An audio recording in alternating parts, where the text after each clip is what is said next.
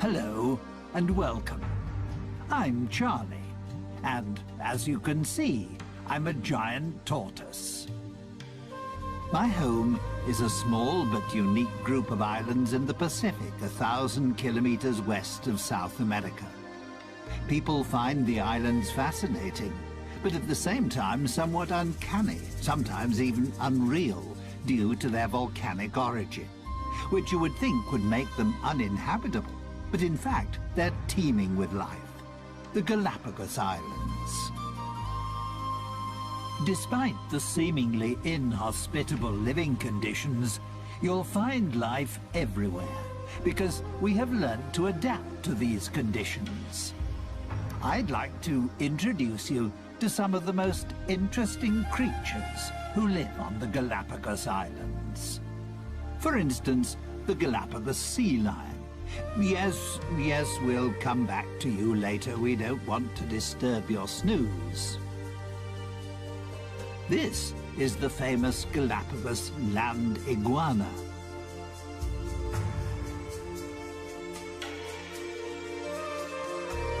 And here, its even more special relation, the marine iguana.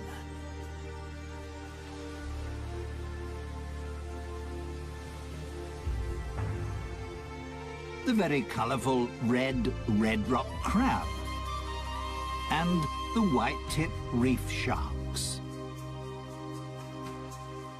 But the islands don't just consist of rock and lava. Thanks to the rainy season, numerous plants thrive here, providing a habitat for other creatures. For example, the brown pelican.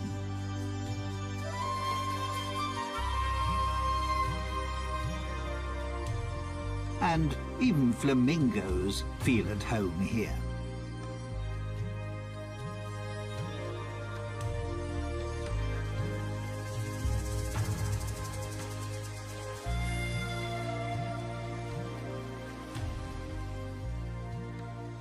The Spanish, who, incidentally, by chance, discovered the islands in 1535, named them after me. Obviously because I impressed them so much. After all, I am a fine specimen. But first, let me tell you more about the remarkable reptiles on this group of islands. Here we see a prickly pear cacti growing in crevices in the lava. They provide food for the yellow land iguana.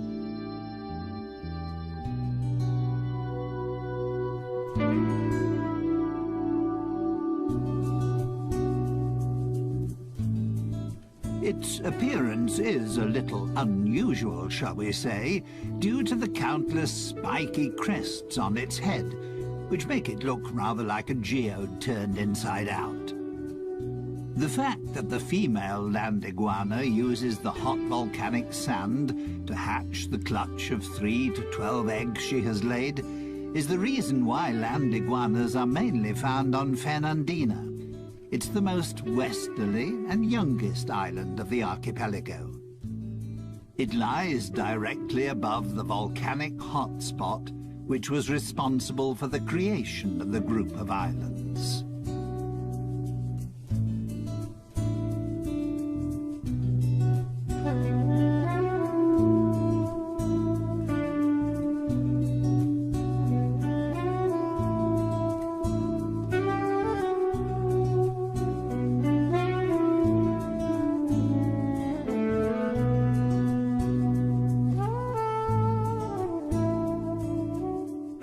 Because the 13 main islands of the archipelago have widely differing characteristics and diverse living conditions, some species have developed subspecies on the different islands.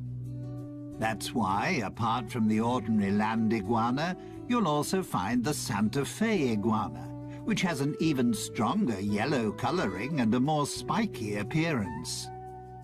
And then there's the Rosada iguana, which has a distinct pink shade.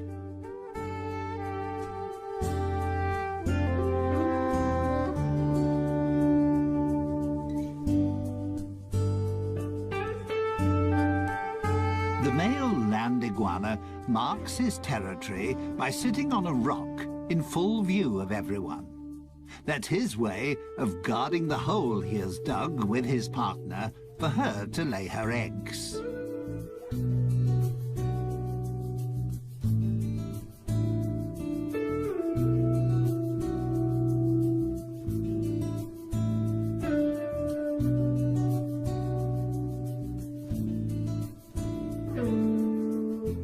This is a relation of the land iguana, the marine iguana. The marine iguana is only to be found on the Galapagos Islands and is the only extant marine iguana species. It prefers to live along the coastline because that's where it finds its food.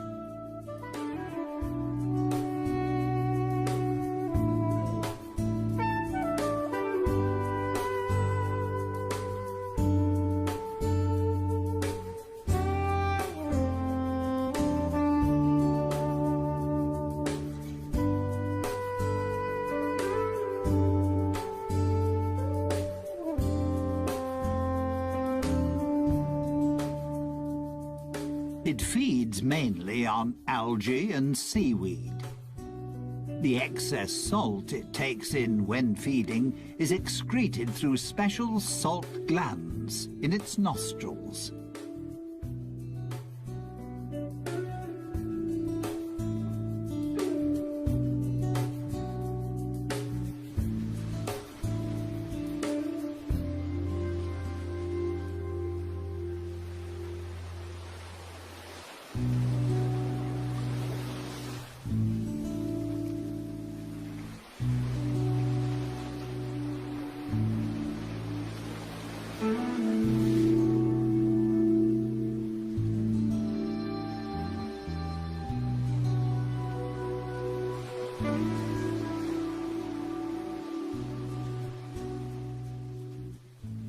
Marine iguanas are cold-blooded creatures. That's why they can only stay in cold seawater for approximately 10 minutes.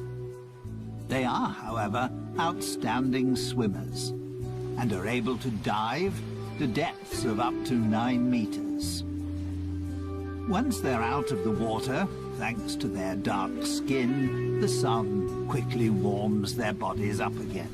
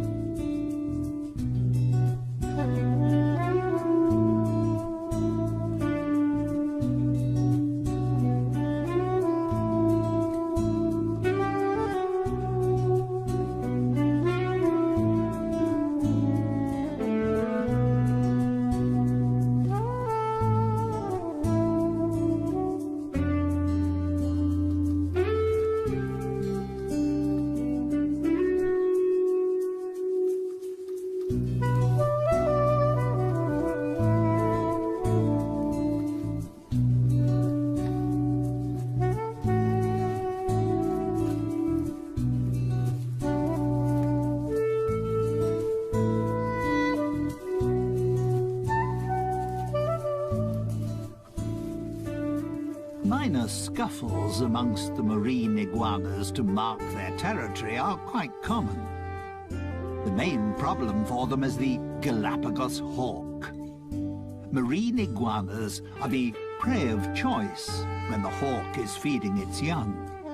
And that just happens to coincide with the time when the marine iguanas retire inland to lay their eggs, making them an easy prey for the hawks.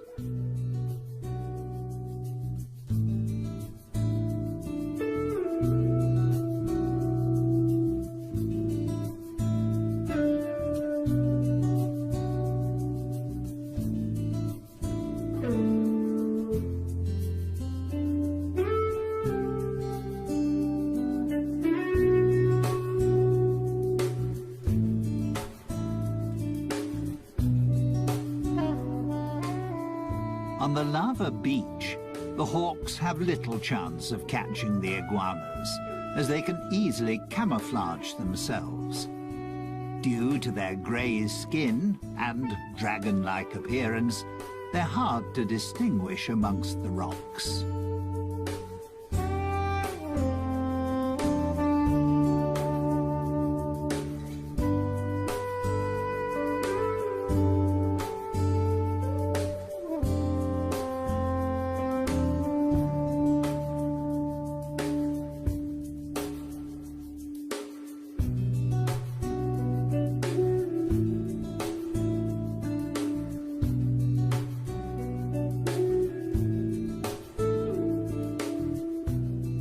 The Galapagos Islands are home to 7 endemic types of iguana.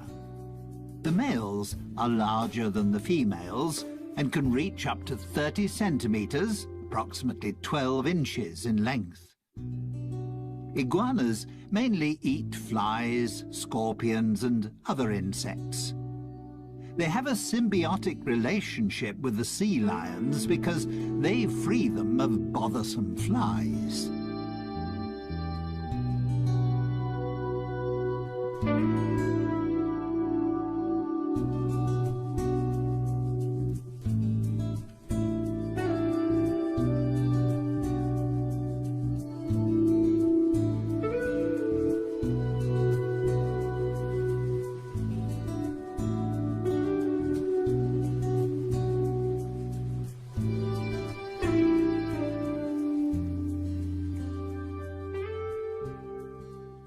That was all quite impressive, wasn't it?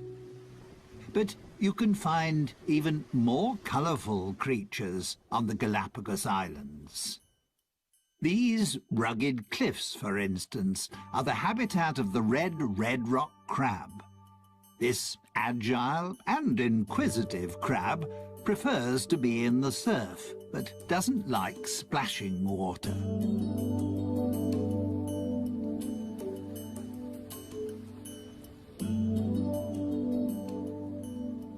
Its main source of food is algae, which it gnaws off rocks, together with other marine organisms.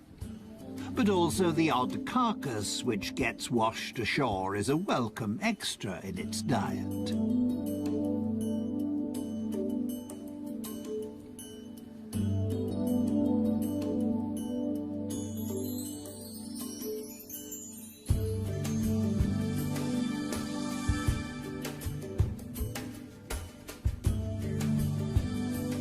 The red rock crab is extremely agile and can move in any direction extremely quickly, which means it can easily escape an attack by seabirds and conceal itself between the rocky crags. Its curiosity, however, will soon get the better of it, and it'll surface again fairly quickly.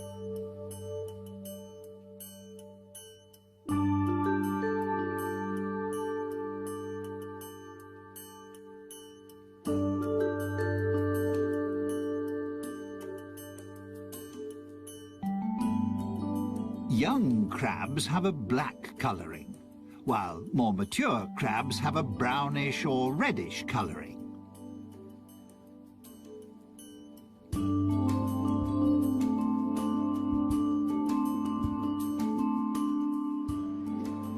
Bless you. Probably the food was a little too salty.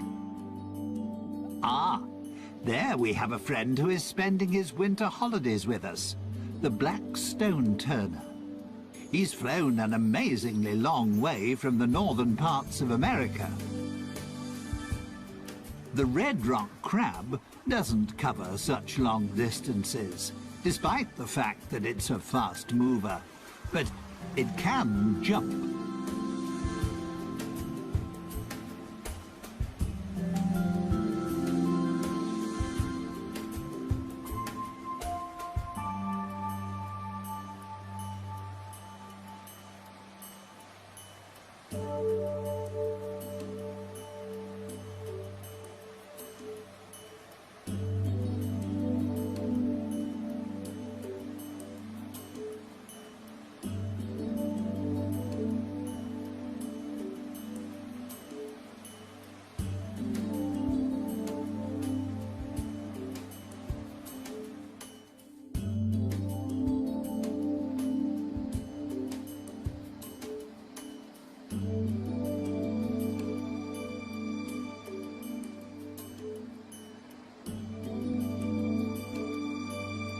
The name red rock crab doesn't mean that nature has decided that all the crabs must be this colour.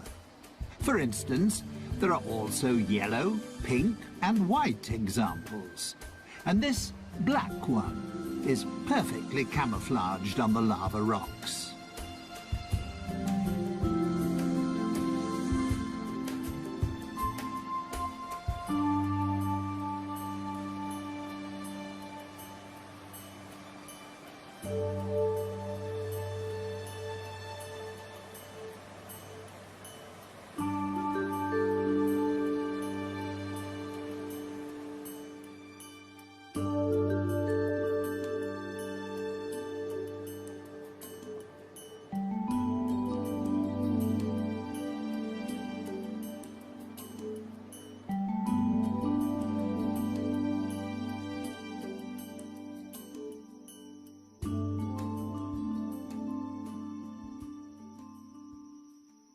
So, not everything is grey and bleak on my group of islands. There's so much more. There's one sociable and playful species that adds a great deal to life on the islands, and I'd like to introduce them to you now.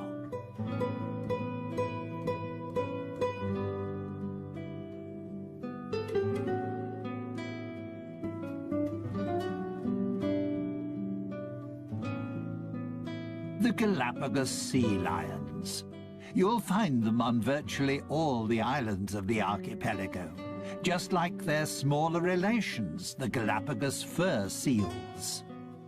Although they enjoy spending most of their time in water, you can frequently find them on land.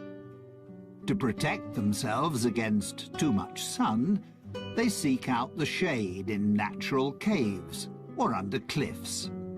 They cool down in tidal pools or in the sea.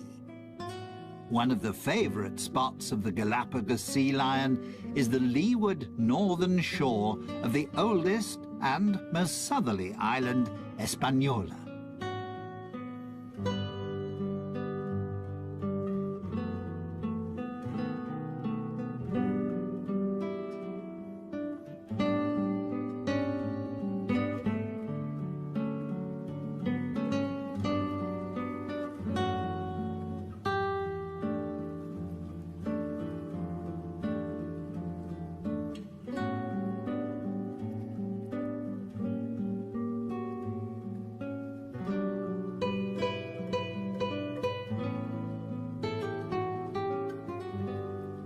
Here's a female with her pup. The relationship between the two is extremely close. Not surprising after a gestation period of 12 months. And she will continue to breastfeed it for another few months. A sea lion pup only becomes fully independent after 3 to 4 years. That's how long it takes for the females to reach sexual maturity.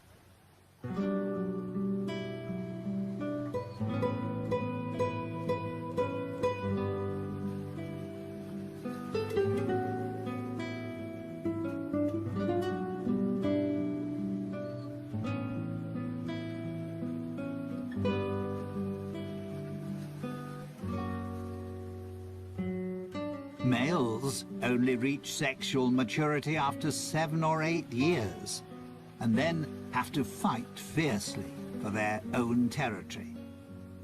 This also makes them more aggressive and short-tempered than the more playful females.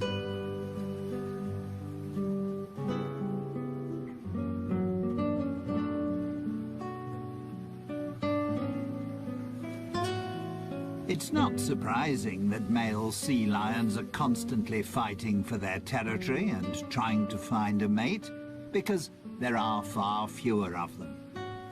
A male sea lion will often have as many as 30 females in his harem.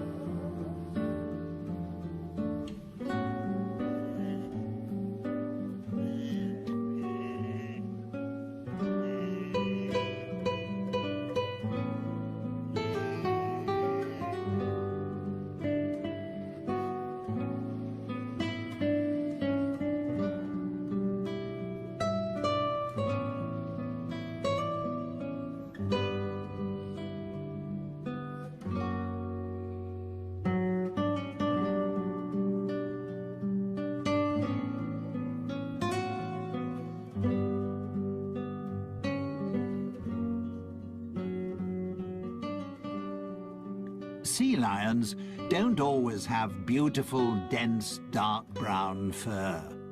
Pups only lose their baby fur after about 4 months. Initially, they also can't swim. They learn to swim, together with other pups, in calm bays. Only when they can swim properly do they follow their mothers out to sea.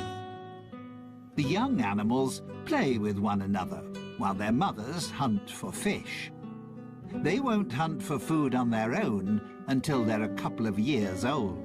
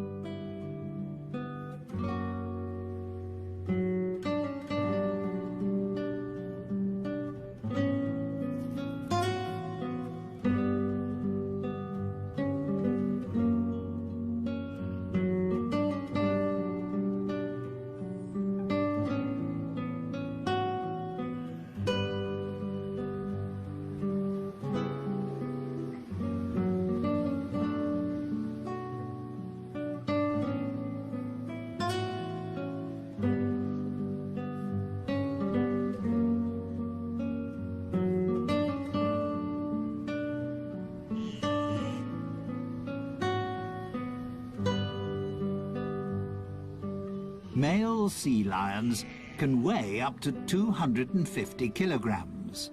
Females, roughly 100 kilograms.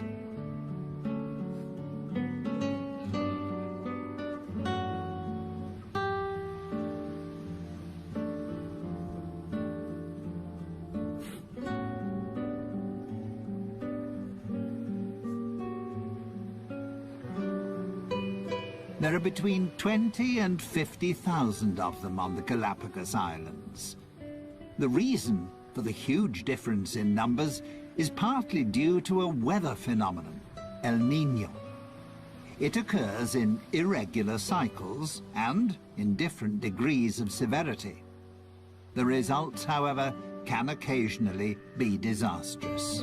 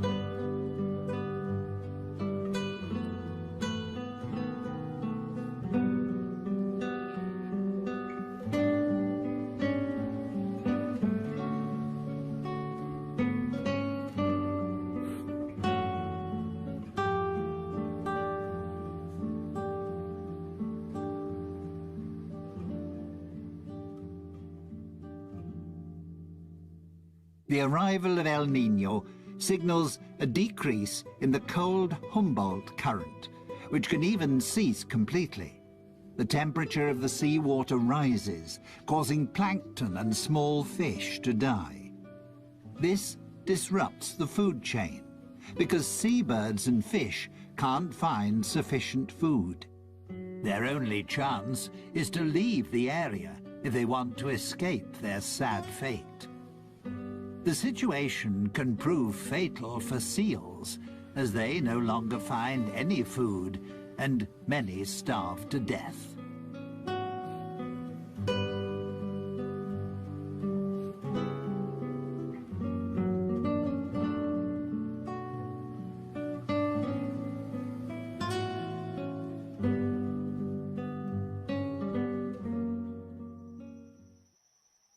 Before I introduce you to my family, and a couple of other Galapagos inhabitants, let me show you the islands in a little more detail. Life on the Galapagos Islands is not always easy. During the first half of the year, there are only 3 or 4 months at the most in which any rain falls, which is why there is a constant shortage of fresh water. The arid countryside often looks desolate. Lava rock, steppe, and cacti dominate the scene.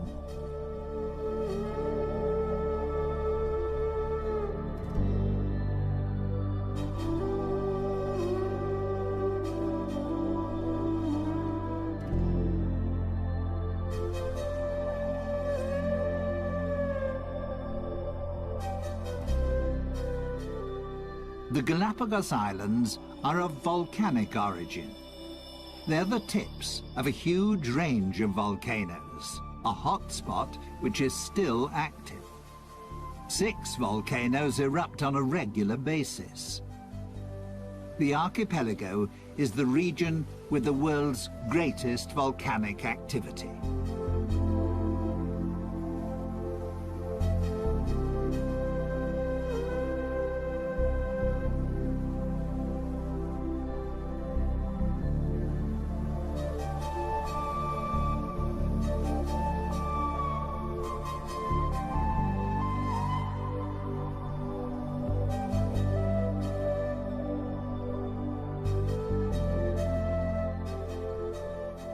And there is another special feature. The islands shift. They're located on a tectonic plate which covers a magma chamber. They move from west to east, as if on a conveyor belt. That's why Fernandina, in the west, is the youngest island, and Española, in the east, is the oldest.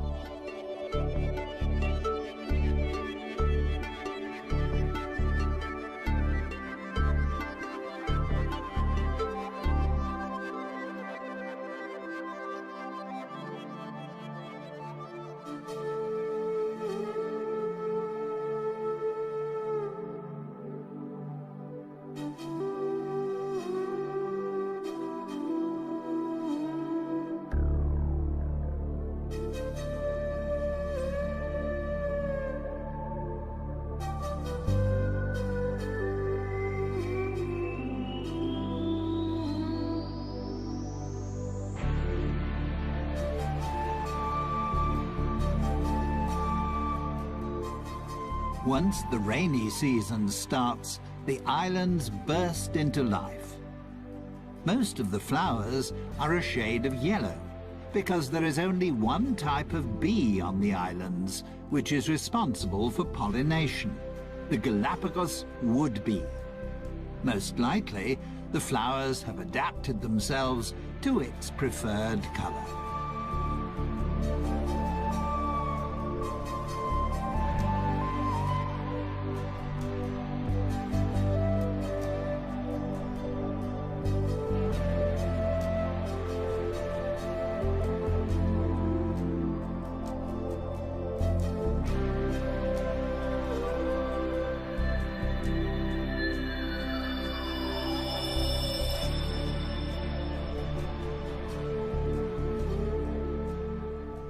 These are prickly pear cacti.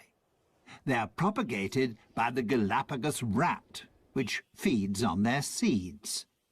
The hard shell of the seeds is crushed during digestion, and after being excreted, the seeds start to germinate. These extremely hardy plants store nutrients that provide food for other creatures. The iguanas certainly have no fear of their thorns, and also for my fellow tortoises, they provide a welcome change to grass.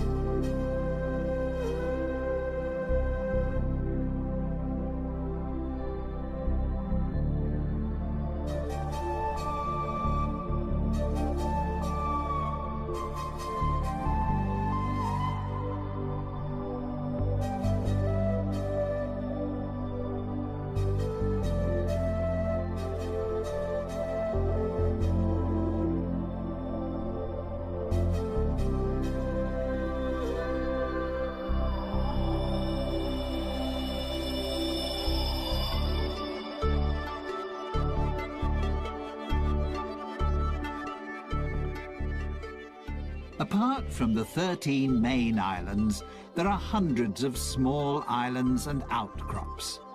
Some of them are several hundred meters high and provide breeding grounds for the numerous seabirds.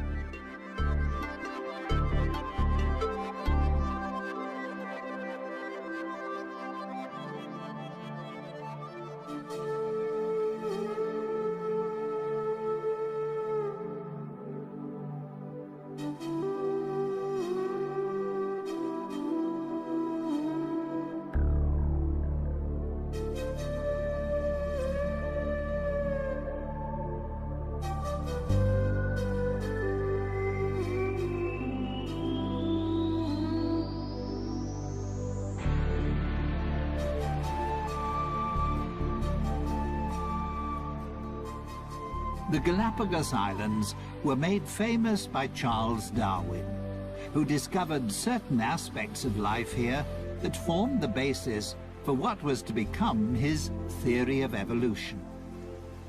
During his worldwide voyage, he visited 4 of the islands in 1835.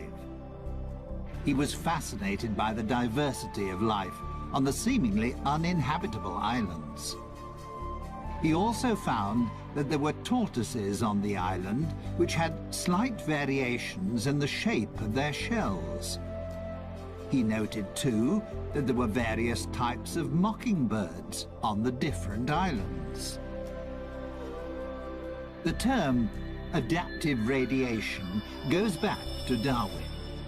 It means that a species, which in itself is not highly specialized, can, by adapting itself to the ecological conditions around it, become a highly specialized species.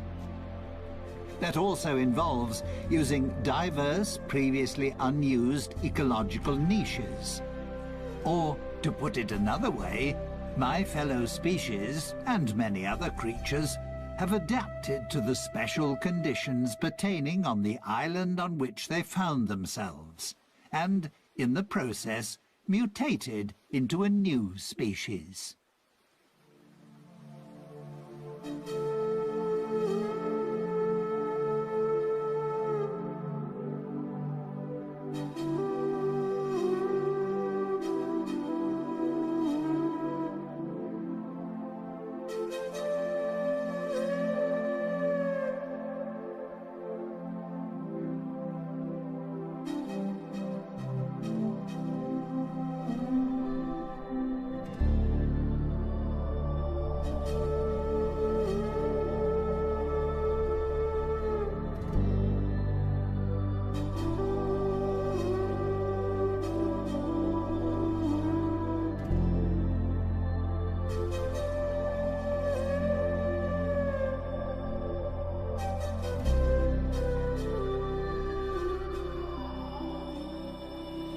A gathering of white-tip reef sharks. They can be recognized easily by their white-tipped dorsal fin and tail. At the moment, they're resting after hunting for fish, crustacea, and cephalopods. Come night time, they'll become active again.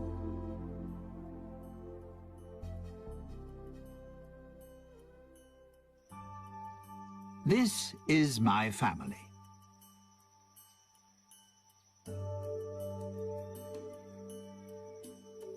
We giant tortoises are the largest of our fellow species living in the world today. We can weigh up to 300 kilograms and live for up to 150 years.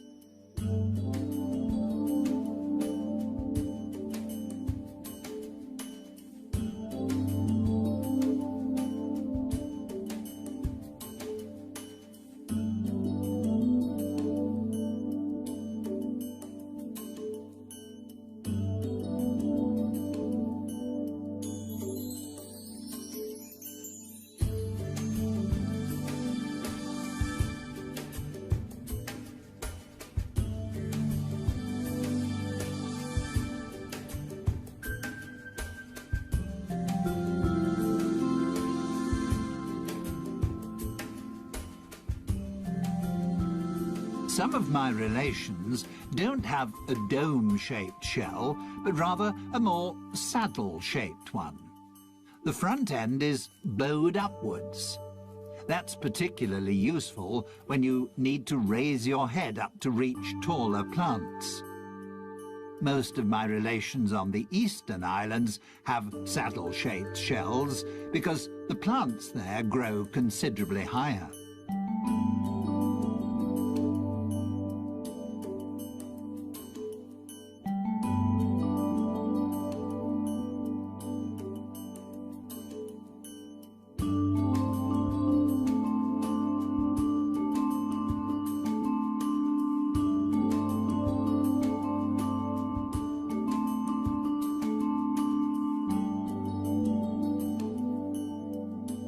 Like the iguanas, we giant tortoises have concluded a pact with the small birds that live on our island. Finches and woodpeckers feed on the parasites and ticks on our skin. To let them know that we need their services, we stretch out and lie quietly until the birds have pecked off all the insects. It keeps us clean and makes life a little more comfortable.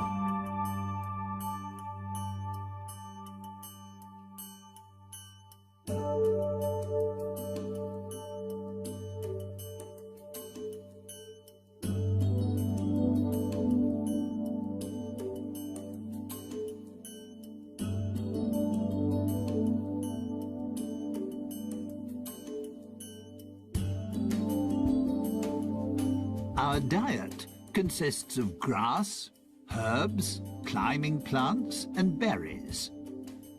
If our shells allow it, and we can stretch far enough, we also enjoy the juicy fruit of the prickly pear cacti.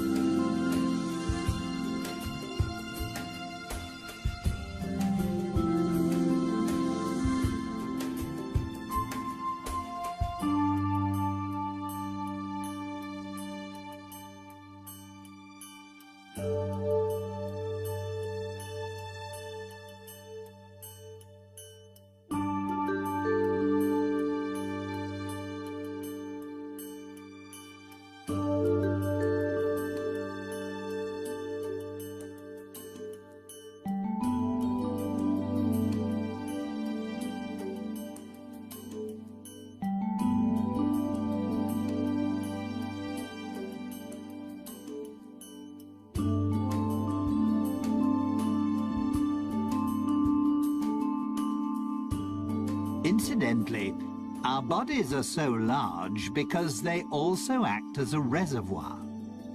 We can store enough fat to last a year without food. And we can even manage without water for several months. We're very frugal. On this archipelago, that's sometimes an absolute necessity. With the possibility of a volcanic eruption at any time, or if El Niño returns, it's a good idea to have a little in reserve.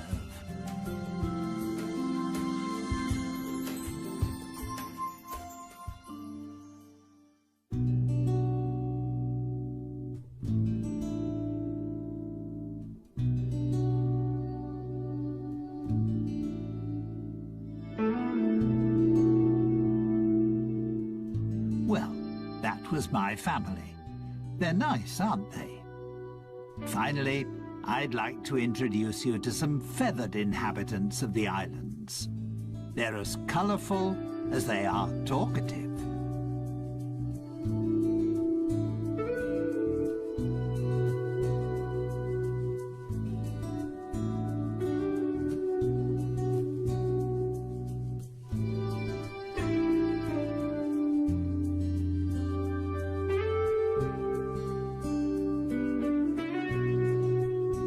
The roughly 500 flamingos which live on the Galapagos Islands are immigrants from the Caribbean.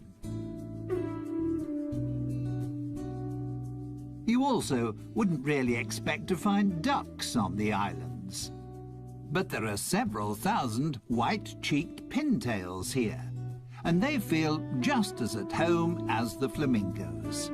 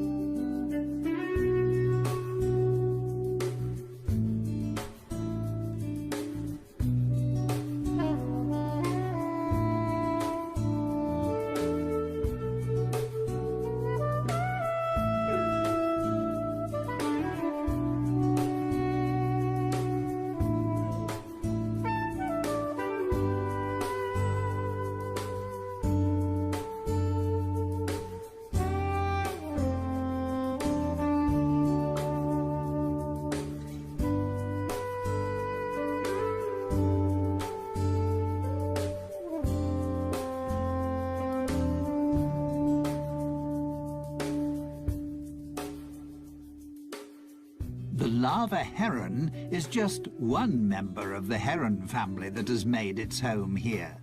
They feed off the plentiful supply of fish, just like the brown pelicans, one of which is just cleaning his plumage.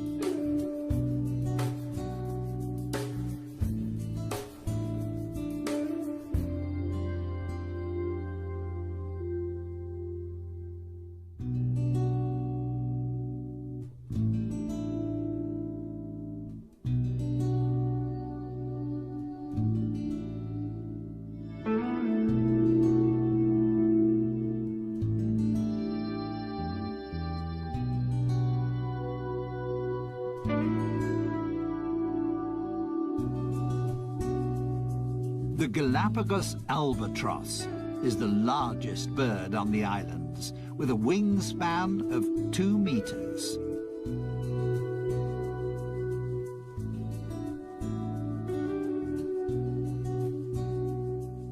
Some 12,000 couples breed on Española, virtually the whole world population.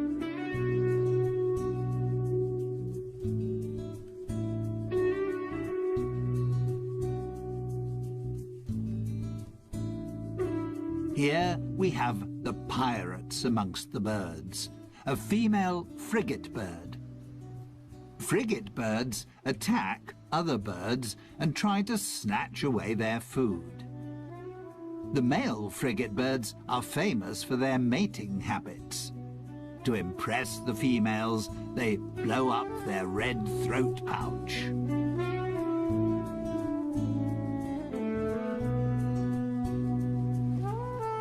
Someone else who appreciates the cold waters of the Humboldt and Cromwell currents is the Galapagos penguin. Due to various environmental influences, such as El Niño, as well as numerous natural enemies, like the sea lions and Galapagos hawk, they are now an endangered species.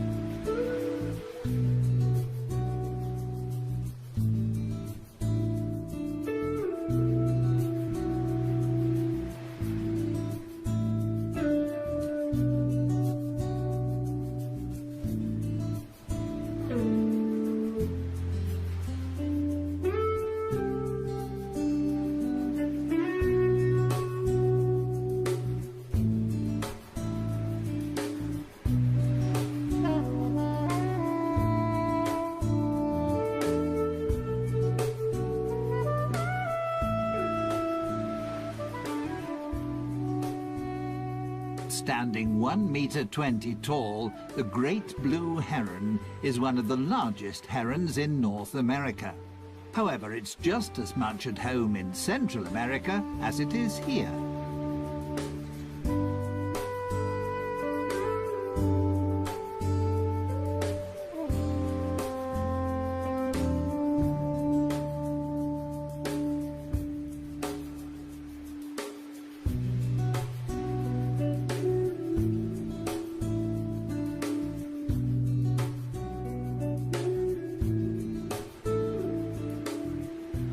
Stalking the beach, on the lookout for fishes, crabs or algae, is a dusky gull. With just 300 to 400 couples, it's one of the smallest gull species in the world and endemic to the islands.